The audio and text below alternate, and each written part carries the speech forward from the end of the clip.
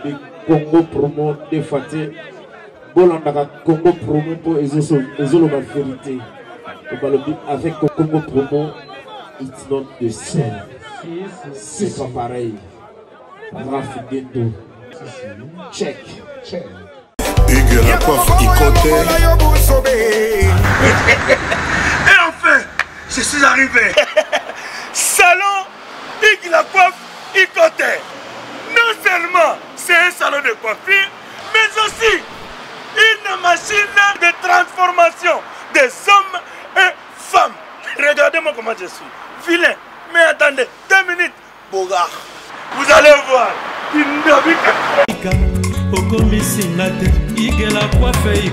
Hugues la coiffe Ikoté. Votre salon de coiffure mixte afro-européen situé sur la Nationale 3 au 174 avenue Aristide Briand, les pavillons sous bois. Pour plus de précisions, veuillez nous contacter au 01 41 55 00 00 ou encore sur notre site hugueslacoiffeikoté.com. Nous sommes ouverts tous les jours de 8h à 20h, même les jours fériés. Hugues la coiffe Ikoté, l'homme qui coiffe la ville. Hugues la coiffe Ikoté, le salon de coiffure mixte afro-européenne de proximité. Au 174 avenue Aristide Briand, les pavillons sous bois sur la Nationale 3. Un seul numéro, 01 41 55 00 00. La beauté de votre chevelure chez votre frère. Hugues la coiffe Ikoté, même père, même mère. Chikicha, chikicha, cha cha. La beauté peut tout changer. Salon Hugues la coiffe Ikoté. Quelle beauté! Sexy pour les femmes, ndindi pour les hommes. Raf Ngindou, félicitations pour la promotion, c'est la rapport d'artiste. Que Dieu te bénisse. À connaît pas demander, il n'y a rien en face. Congo promo, Raf Ngindou nde. Raf Ngindou. Congo promo. Merci nada bena fier na Congo promo. Et ça sito bena no number 1. Donc sito bena intellectuel. Boss Raf Ngindou en tout cas on a passivement bambot. Raf Ngindou le présentateur la force créative Congo promo. Boroto ça la force militaire na Congo promo. Et faites comme moi, allez voir Congo promo tv5.com. Donc au nom de Jésus-Christ nous bénissons le Congo promo. Avec Raf Ngindou, Congo promo ne tombera jamais. Piccolo Congo promo nde. Ouais, balobi Raf Ngindou. Congo promo toujours, grande puissance. Congo promo qui torcos net na film. Congo promo babunda na nango. Raf Ngindou. Congo promo. Wata plus wata na boss là. Nous avons le réel plaisir de vous retrouver une fois de plus dans le cadre de notre magazine socio-culturel Kitalatala. Comme vous le savez, Kitalatala est un magazine qui vous fait découvrir l'homme, ses idées et ses réalisations. Kitalatala, c'est aussi un magazine d'enquête, d'analyse et de réflexion. Comme nous sommes déjà au début de l'année 2018, nous allons présenter nos vœux de santé, de prospérité et de bonheur à vous, nos très chers téléspectateurs éparpillés à travers le monde, parce que nous sommes là pour vous servir, nous, le magazine Kitalatala, animé par moi, votre humble serviteur, le notable Jupien Kabongo, Obalobi, sentinelle, il y a Bana Kinshasa, esclave, il y a Jésus-Christ. Aujourd'hui, c'est un jour spécial parce que nous allons parler d'une grande activité, d'un grand événement qui aura bel et bien lieu ici à Kinshasa le 15 janvier 2018. L'événement, c'est bel et bien Mpongo Love Show. C'est simplement pour célébrer le 28 ans de la disparition de cette grande dame de la chanson africaine et de la chanson congolaise qui nous appelons Maman Mpongo Love. Sur ce, dans notre magazine, nous allons recevoir Sandra Mpongo. Avec elle, nous allons en savoir plus sur cette activité et aussi Trobeta Bakati Toeba Sandra Mpongo Akenda Wapi Libala Kaka et ça là que Sandra Tika Miziki Tomo Sala bien au Azwa et ça là que Sandra Akima Bisso. Déjà là, nous disons bonjour et bonne année à Sandra Mpongo. Bonjour, bonne année à vous. Sandra, aucun d'ab. Nazali, so vous fuyez bo moningati. Eh? Nazalanga. Tonguto et banano pour la nini après 28 ans, ndé ozuli kanisi ya ko organiser activité monene pour na honneur ya maman Mpongolov. Merci. Bon, au moni, ils allaient après 28 ans. Nasala régulièrement activité autour il y a Mpongolov.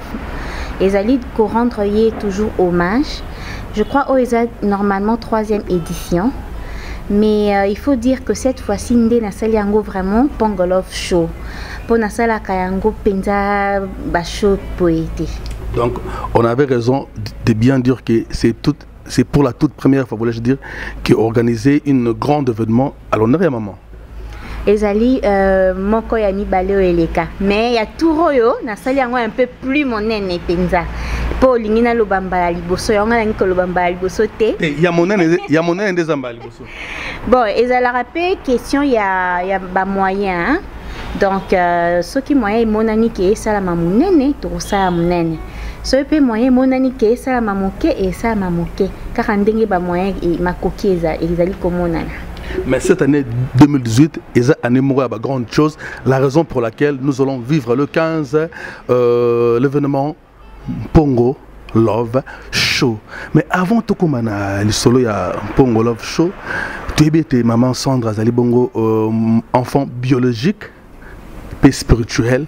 Il y a maman la spiritualité là nous voyons par rapport à l'art parce que l'art est un bon spirituel. Mais donc tu es Sandra Mpongo azali quantième na libota ya Mpongolov pe Mpongolov atika bana combien? Nga aza mwa liboso ngande na fungola na solo tozali misatu donc simananga eza Richie Pongo et après ye Grâce Pongo Otina.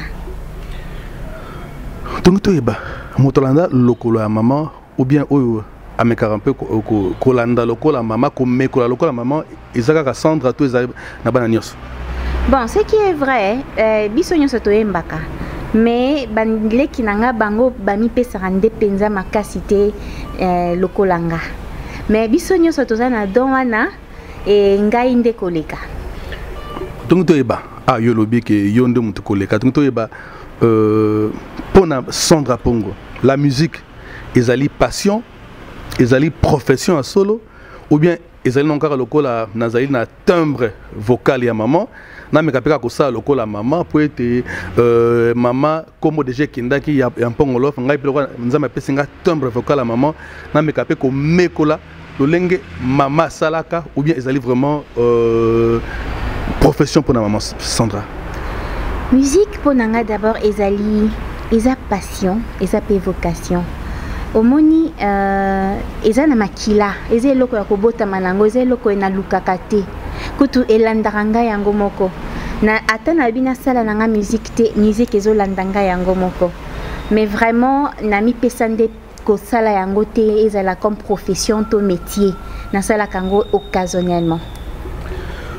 Donc toyeba ya solo utakala na musique na biso congolaise tebete Bassi et belé émergent depuis génération maman Nabiso maman lycée yenga tokiti na maman Abeti Masikine maman Pongolov na maman Chalamwana maman Bilabel mais balobara toujours été derrière une grande femme se cache un grand homme wana nakoloba vraiment mamba solo po était Sima ya artiste nyonso babima minene ya basi na mboko Congo tomona bato minene to ba encadrer minene bazala sima cause exemple ya maman Mpongolov tu es bien azalaki encadré na ba grand musicien tel que le grand saxophoniste de la chanson congolaise auteur compositeur à monene papa nabiso Mpompolowai DS personnam to monaka encadré ka maman akomaka banzembo kitoko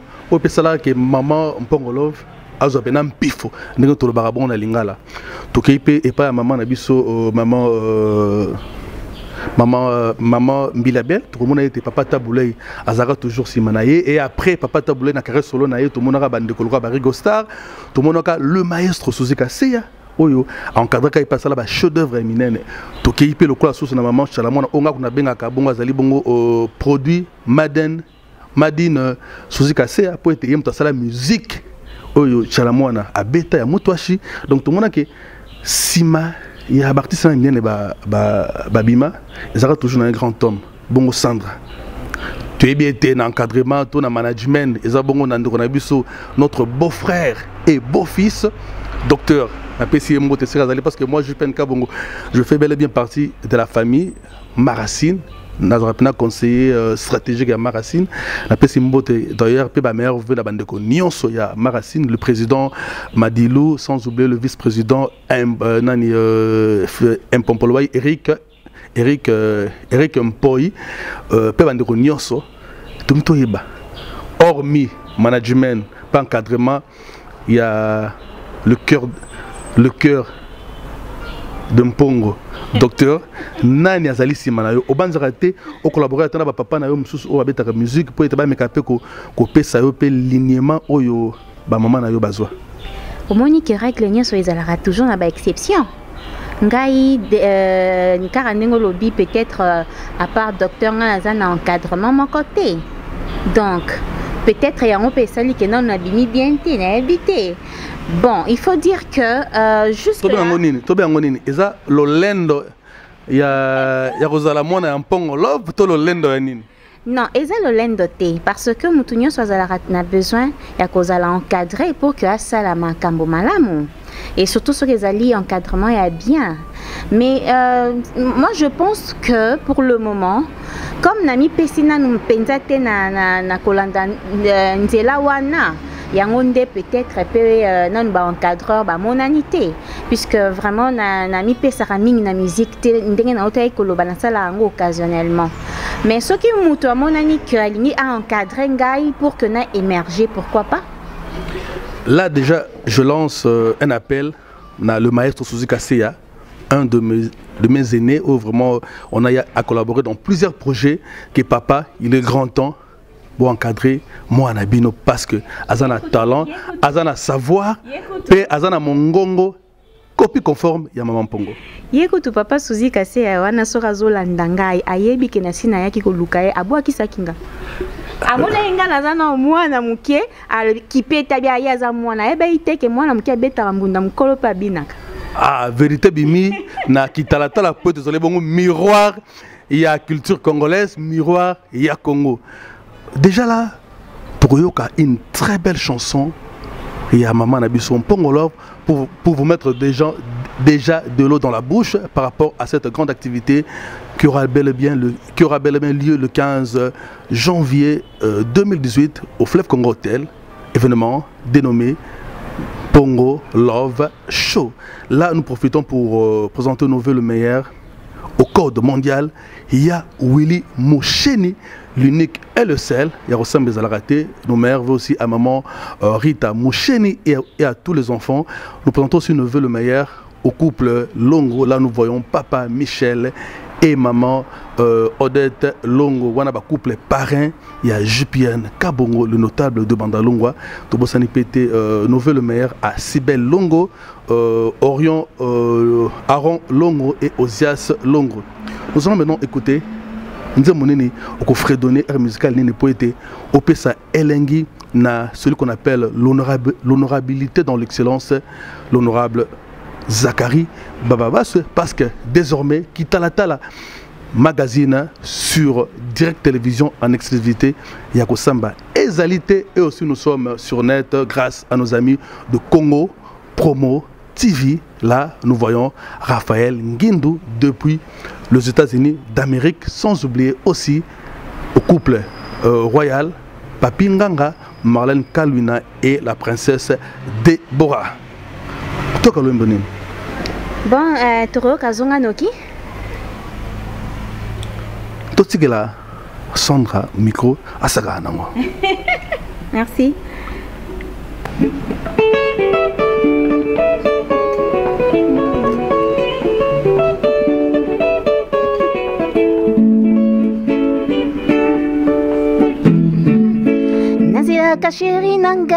ngai po azongela ngai nalelaka ye azonga o zonga zonga papa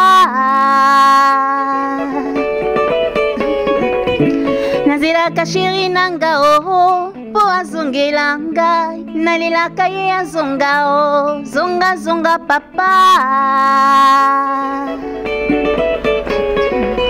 mokolo tokokutana ye nayebi te o ekozala makala matikala putulu emata bakokoma na agenda o sheri nanga omemi makambo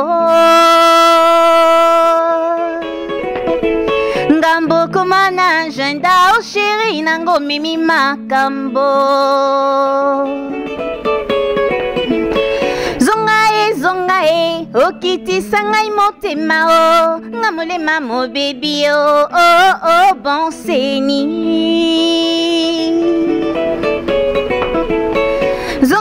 zonga e okitisa ngai motema o nga molema mobebi o papa jipene o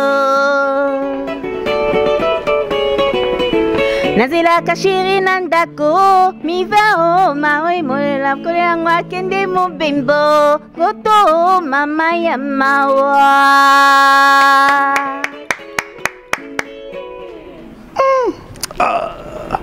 banduka bolingo ntango na vandi na bite ba Nigérien bakosa ba Ghanéen ba innocent yaka nde sérieux zangi na musique à Congo ba belle voix boy non vraiment le 15 ne ratez pas ce rendez-vous spécial Mpongo Love Show, c'est vraiment exceptionnel donc zangi vraiment veut dire ba local donc nazalaka yo zonga mais on a déjà Salaranae déjà on l'appelle là où se repose le cœur de l'homme BMK Bibiche Moshia Masanka, le pose d'innotable.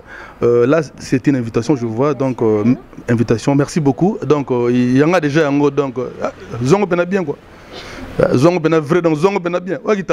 Donc, miroir quoi. Elexara Oemoni, donc Otomoni Toto Lobato quoi. En tout cas, merci beaucoup à Sandra Pongo et aussi au manager, le big manager, docteur. Le docteur, notre beau-frère et beau-fils, merci beaucoup à toi et à toute la grande équipe de production de cet événement Mpongo Love Show. Nous avons aussi une invitation spéciale pour l'honorable Zachary Bababaswe, ou toujours pour la jeunesse congolaise. Sandra Pongo, Toyoki Loembo Oyo, Kitoko Yembi Boye. Tomi Tuni, ah, Sandra. Les 15 wana à Bombelibiso Nini. En tout cas, ma surprise est belle. Tout d'abord, on a qu'à reprendre 8 titres, Bandembo à maman. Et à part ça, Torozalana, femme handicapée, pour aller en même temps soirée moko à caractère humanitaire pour Toko Pesabango Badon. Et puis, na rozalape na ba surprise mususu oyo tokosala sur place na koyo ko dévoiler nyo sauté, mais vraiment ezali soirée moko très intéressante. Merci beaucoup Sandra. Il faut signaler une chose que maman Mpongo Love était bien une personne vivant avec handicap, mais à longo la handicap na yawana à mettre en valeur par rapport à sa beauté parce que elle était très jolie. Tout ça qui est mis à solo, mais ce qui la moi si il faut savoir que maman Mpongo Love wande lobi beauté, puis elle avait une très belle voix, vraiment à longola qui soni wana. En tout cas, ezali eloko mongo ya encourager les lope to moni papa na biso Izipa to senga pe ozala vraiment présent wana parce que yo pozali moko bato ba valoriser handicap na bango apesi yango valeur. Tolobi Bongo, grand merci d'avoir nous connu parce qu'on a besoin des États-Unis d'Amérique. Et là, je vois Jolie Koussala, je vois Bulls Mobunga le Noble, je vois le Mustafa, donc on a Mustafa. À Paris, je présente me lever à monsieur José Pascal Nzao, mon oncle, sans oublier ingénieur Popol Kundo, Blaise Mandoulou. On est toujours ensemble, Bob Six.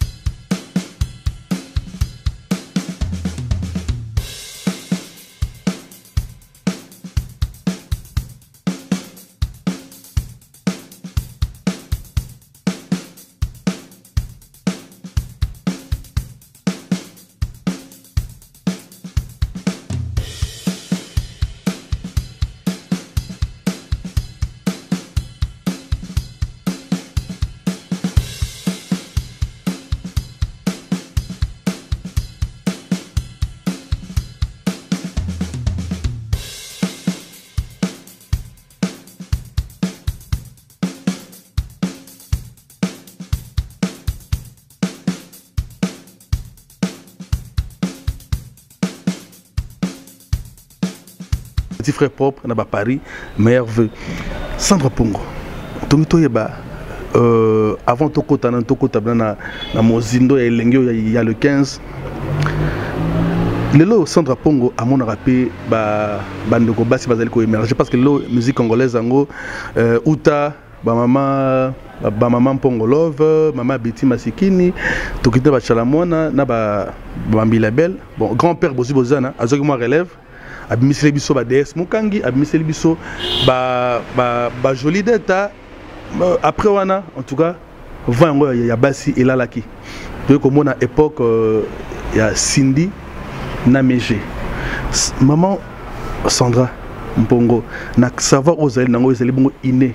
Yo monaka nani na ba jeune ba bimi lelo oki ba ko kozwa bendela ngo ya kotombola musique congolaise mais na nzela ya bana basi. Bon papa omoni kotombola musique congolaise na nzela ya bana basi ezali te nani nde akoki kosala to nani akoki te mama tokene malembe na bete ozakatema mayele mingi olingi okima biso na motuno tolobi autant la biso parce que oyebi musique botami nango na ba jeune ya basi ba jeune femme ou ba jeune fille ou bazali ko mekola ko beta moi mikolo okolo bate tenga pena na moni Meje c'est bon ou bien na moni Tatiana Cruz kitoko ou bien na moni nani Yamado Rambode vraiment yena taine wana ninga zona musique ni eza malamu donc par rapport à ba jeune fille ou bien bandeko basio balingi basa pe moi makasi ya ko tombola musique ya Congo. Bon, nga penza na bandeko basi pour le moment baza koyemba o na moni que ba koki pe ko sala pe honneur na musique ya Congo ezali Barbara Kanam. Mais oui, mais misusu pe bazali na bango le problème ezali kaka kozala na encadrement ya bien. Yo kota memiso. A memiso di kolo Barbara Kanam. Pero pe ça un bon message oyo surtout jeunesse azali na yango pour ça. Donc voilà, il faut juste être bien encadré et le problème c'est que encadreur bazali susute. Encadreur bazomona na te, jeune talent bazali belé. Mais wapi encadreur, wapi producteur, baza wapi, bazate musique et koufi. Mais seulement il suffit que moi un peu de bonne volonté, koluka ko soutenir bana basi oyo bazana talent bana don mais moyen peut-être ndezate kobimisa bango et tu verras que musique ya mboka na biso ekoki lisusu kobima surtout ceux qui toza ko exploiter ba thème ya bien. Merci beaucoup Sandra Ngotangel biso moko docteur Patikundo na clinique Bondeko asengi abi otangata 3 Barbara Kanam deuxième. En tout cas, omoni na koki kotanga mingi te hein. Po na lingite na tanga ki moko na tanga ki mususu te bango nyonso tu bazali ya ko encourager. Donc bango nyonso esengeli basa no msala parce que ba communauté. Non, soki ba koma ki tembele ba musique na bango to sepela na ngote. Mais bo sepela na ba musique na bango to yoka kato binaka. Mais le problème c'est que pour que to koma na ba niveau ya ba mama na biso, eza ko senga ba encadrement oyo ba mama na biso bazalaka nango oyo lelo ezate. Moi air musical moko ya nzembo ya Meje oyo Sandra Pongo ibi. Non, na évité malheureusement. Non, na évité. Mais nzembo moko kaka oyo sera yembaka na mama Betty peut-être hein. Likamboya na mama chalamona ya matuna matoye okoko maliboma atana miswa bato koko sala n'importe quoi bolingo ezanderi nini voilà. Vraiment merci beaucoup, applaudissez s'il vous plaît, applaudissez pour maman Sandra. Vraiment te comprendre que non Ndouleman a tiré la randouleman, surtout que Asus moi n'andouleman, donc esprit andoulé et zalaka toujours. Sandra Pongo, Sandra Pongo, azarana groupe naïe et accompagnera ou bien ezalaka dans des circonstances né au ser un peu pour réunir artistes et musiciens pour un projet quelconque. Bon, en fait, na réuni ça Canada un groupe ezalaka nango mais ezalité que eza vraiment groupe ya Sandra. Non, parce que comme na sala ka vraiment musique à temps plein te na kokite ko zwa batu na fandisi bango kaka boy non Mais occasionnellement, à chaque fois, ceux qui n'ont commis qu'au préparer spectacle, bayaka, tout bongisi, et puis voilà. Nous recommençons encore à lancer un appel. Na bakuluto batikali, bakuluto basala musique, au bankadra ba chanteuse amine na mboko Suzy Kaseya, ba Rigo Star, ba neboza ebele, boza peu de temps, il y a quoi encadrer ba jeune fille parce que ndenge sans dans lobby, ba talent izali, bon attends ndenga ka Barbara Kanam, bon akimira polémique mais ba talent izali donc boza temps il y a kota la paix kotoyo surtout na papa Suzy na ko sepela un jour projet Moré Salama. Il y a la remix, il y a une belle chanson, un chef-d'œuvre, Oyo, Mama, Mpongo, Love, Asala. Les artistes ne meurent jamais parce qu'à travers la chef-d'œuvre Nabango, Batikalaka, immortel, Yangwana Tolobi, Maman, Mpongo, Love restera toujours immortel. Ndaya, Ndaya, Naibi kombo yambanda te oyanga indaya oh libalango ya bombanda te onga indaya oh naibi kombo yambanda te oyanga indaya oh libalango ya bombanda te aye onga indaya. Là, c'est pour dire merci à celle qu'on appelle Mimi Ndaya. Merci beaucoup à toi, Madame Mimi Ndaya. Nous sommes bel et bien à Kinshasa parce que tu es bel et bien à Paris, tu es en Belgique, tu es en Belgique, à Bruxelles, tu es aux États-Unis d'Amérique, à Chicago. Non, nous sommes bel et bien ici à Kinshasa, précisément au quartier Beauvant, dans un beau cadre, au restaurant La Pierra. Balobi restaurant VIP, la classe, la qualité et la différence ici à Kinshasa. Donc, restaurant Olinkolia, na VIP, Olinkolia qui toque les Kabongo, na restaurant La Pierra sur Beauvant. Donc, en face, quand il y a Sima du peuple au côté du restaurant La Pierra. Donc, il n'y a pas de. Donc, confort, il y a Bruxelles. Confort et bon à Kinshasa. Merci à toi Mimi Ndaya. Donc restaurant OP, ils ont relaté histoire et Afrique, histoire et RDC parce que tout le monde a photo, image, il y a bateau, salibongo, culture, n'a vu ce qui est liboso, il y a bateau, salité Congo et Zala Congo. Une fois de plus, merci à Mimi Ndaya, restaurant La Pierra. Sandra Pongo, est-ce que au canibé au beng ça ba maman na yo parce que actuellement ba maman au batikali kaka au baza actif tout le babonga sa maman Mbilabel na maman Chalamon. Est-ce que au canibé une activité tout le monde avait présence il y a ba maman na yo na soirée il y a Mpongo Love Show? Oui, maman Chalamon a déjà natinda qui invitation naé et tikali kaka maman Mbilabel peut semaine où a reçoit déjà invitation naé.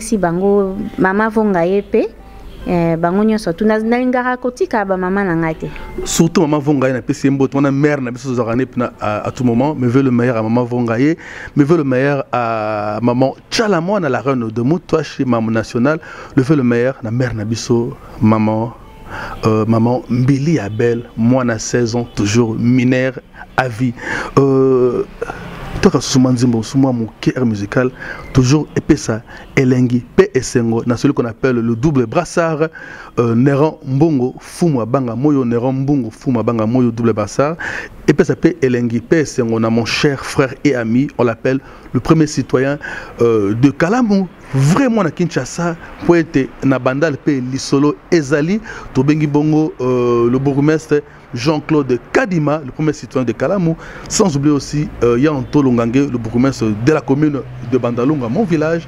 Tobosani Pété, Bandeko Nyonso, là je vois la famille Mayamoto de partout, on est toujours ensemble. La PCP Mbote du Soussou au Code mondial, il y a Willy Moucheni. Cette belle chanson, c'est pour faire plaisir à vous, nos fidèles téléspectateurs des qui Talatala magazine aussi à nos chers internautes Boyoka la belle voix il y a Mpongo mon nama Mbote na nzembo oyo pe nangaki na loba na bino pe ke na bengisaki papa Lutumba Simaro. Oui, donc il est pas aux angate. Donc voilà, pour un hommage na ye na 80 ans na ye.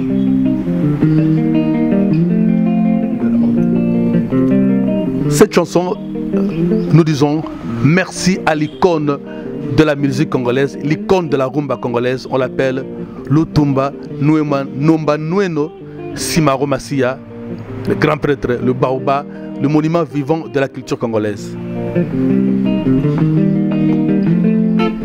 Mon amaye, mon amaye elima, mon amaye, mon amaye elima ya mai, mon amalaki sanga mboka bakote kaka bolingo. Bolingo nakangaki na liputa ekwei na ebale. Ebale tondi mai na mbongenga motema motondi makambo epongo. Natikala boyenga monzemba mai mao likambo na moto te mama e. Ngana weo likambo na moto te oh chérie. Chérie kujue likambo na moto te imae. Batongi ngaye basekinga mama basosolinga ye na baninga tokola balobi motanelanga ya bomwane esili na bakwitio balingi bayeba tina nini nga nakoma kwitikwitio o bakuna zuwa na bolingo eleki nzoto mobali aboyanga lisusu auti wapio nakabela ye mino nanga alata bijue nakabela ye miso nanga alata lineti ye papa jipene yoka makambo e boya le 15 boyoka suite.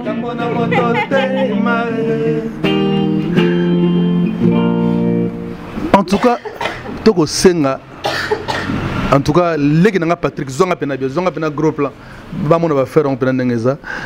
Toko Senga na ba jeune oyo ba ko sala musique lelo, ba sala musique loko la vino. Pour être tango zeli ko umela et ko comme elengi tabanzembo bersa bo mona na biso mais soki lelo OK yango elengi toujours ezali. Mais musique oyo oboko sala lelo est-ce que dans 10 ans, dans 15 ans, toko ko lisusu.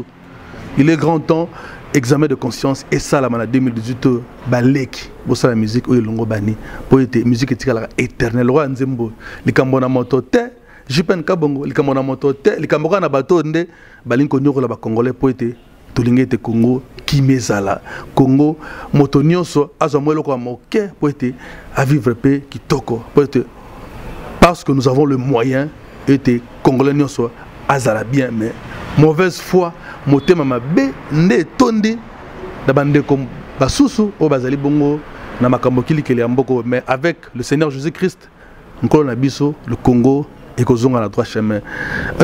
Maman Sandra Pongo soki moto akangi miso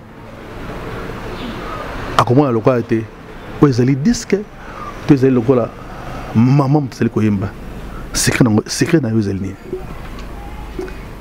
secret ezali bobele te nzambe nda akelanga boya sepelaki nazala bongo lokola mama nanga et pesope lolendo ezopesanga lolendo te kasi eza fierté omoni epesameli moto asote kozala mwana ya pongolo. Pourquoi to voilé lolendo na français fierté eza lolendo ya mabete kasi ya toloba bongo eza vraiment lokumu mpo na nga et lokumu wana yango ntango nyonso nalingaka toujours kotombola bendele nalingaka toujours kosala fierté ya kombo oyo namemaka moto na moto aza lolendo po ete ezali bongo Sandra Pongo aza lolendo Jipen Kabongo na lolendo po ete nazali l'exclusivité. Il y a Seigneur Jésus-Christ, il y a Samba Routozalaraté. Donc, Soukaïna toujours. Nous chutons déjà vers la fin de notre entretien avec Sandra Pongo. Donc, programme Ezali, l'Olengekani Pena Moto, Nyon, Sengeli Bongo, a occupé ça à travers Kitalatala pour être à participer à la soirée Wana Otolobi, un Pongo Show. Quelles sont les conditions? Bon, oui, soirée en gros, ils allaient sur invitation. C'est vrai, déjà, bah, invitation est PSAMI. Mais pour tout contact, numéro est 089 77 00 001. 089 77 00 001. Wana bakozwa ba organisateur et bakozala informer surtout. Les honorables députés, ba ministre, bino banso, tu invité bino bongo, entrer en contact na comité d'organisation pour être voir porter contribution na bino na activité na to sengité. Mais ngai ndeki tata na obité bo contribuer quand même parce que maman Ponga Zaya qui bongo ambassadrice pe azali toujours ambassadrice il y a culture congolaise à travers musique naie oyo et valoriser mboka na biso et tombola bendele il y a RDC. Là je dis un grand merci à mon manager parce que Jupen Kabongo, Jupen Production a aussi un manager qui s'appelle le noble Tito Makali, le manager de Jupen Kabongo, sans oublier aussi Dédé Amouli, Bandeko Nyonso, Junior Ndinga, Gogo Baseko. Là, je dis merci maman, merci à ma défunte maman, maman Rosalie Mpasinzao, parce que maman Ndasala Gengana Zalaboy. Merci à ma maman Nyonso RDC, merci à maman Olive Lembe Kabila, merci à toutes les mamans, association Nabissa, ma maman veuve. Il y a RDC, maman Nyos, on a pissé ma meilleure venangai, donc maman m'a dit le système, il n'y a pas à sous. Maman sans souci, aux Bongo, maman Joe Poster, bango Nyos, maman Pepe Calais, bino Nyos, maman Nyos, en tout cas, meilleure V. Retenez bien la date, le 15 janvier 2018 au Fleuve Congo Hotel, la grande soirée Pongo Love Show à l'honneur de maman Pongo Love, 28 ans, ça c'est fait.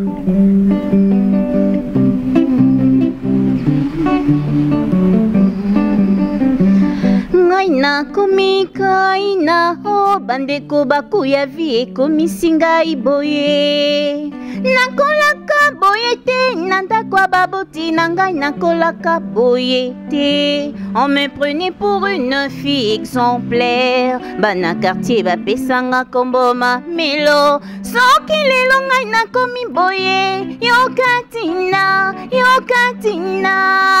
soki lelo ngai nabulungani foto na ngai te obozela na ndimbola tata nanga azalaka millionnaire maman nanga couturière diplômée bandeko c'est l'amour qui m'a rendue malheureuse ngai mwana mobali na mipesaki paka ngai te atako yo ndeko lobelanga alibala sens unique wapi nzoto yango esambwaka libala sens unique wapi nzoto yango ekondaka.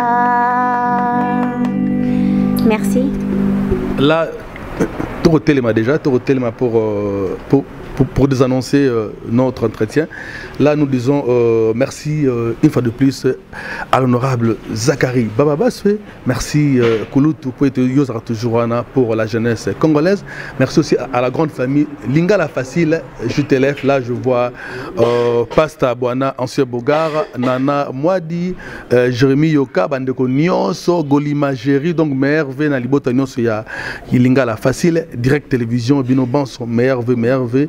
Merci aussi à Tony Chondala, à tous les amis, sans oublier Guy Kabouya, nous merveilleux à tous les mélomanes, à tous les téléspectateurs de Kitalatala Magazine. Nous retrouvons la semaine prochaine pour un autre numéro de votre magazine Kitalatala Yakongo avec le notable Jupian Kabongo. Maman Sandra, moi il lobat, la bande de Kobarotala, moi veux.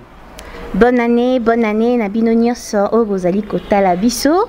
Rendez-vous c'est Moko le 15 janvier na Fleuve Congo Hotel à 19h. Na pesi coucou na Dadi Nangai Musique Dache. Papa Choko. D'accord. Allez, bonne année. Soukaina.